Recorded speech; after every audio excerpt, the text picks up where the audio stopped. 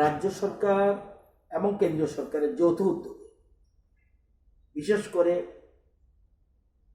রাজ্যের মুখ্যমন্ত্রী বিপ্লব দেবের নেতৃত্বে যে সরকার, ওনার আপ্রাণ চেষ্টায় এবং কেন্দ্রীয় সরকারের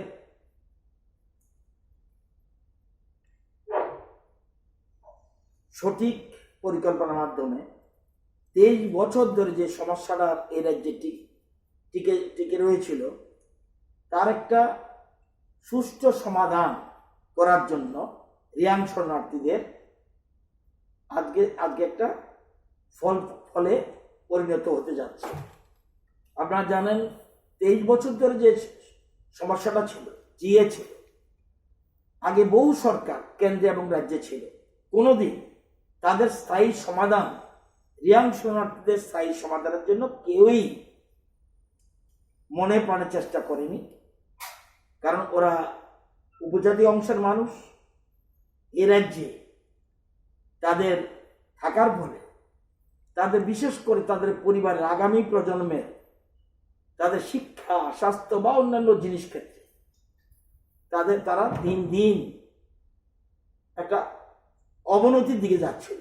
সেই জায়গা থেকে তুলে আনার জন্য রাজ্য সরকার, বিজেপি আইপিএফটি সরকার এটা উদ্যোগ গ্রহণ করেছে, স্থায়ী সমাধান করেছে।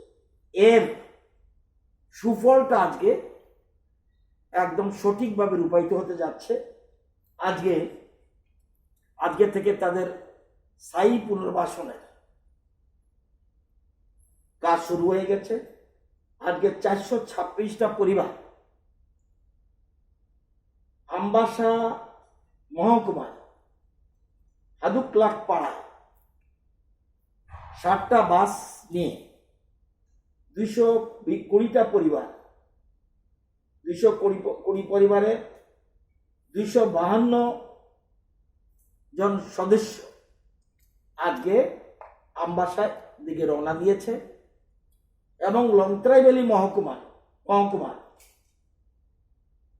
বঙ্গোফা পাড়া, এখানেও 60টা বাস, 206টা পরিবার এবং 241টি ফ্যামিলি মেম্বার্স লংত্রাইভ্যালির যে পাড়াটা বললাম, বঙ্গোফা পাড়া, সেখানে তারা রওনা দিয়েছে কাঞ্চনপুর থেকে।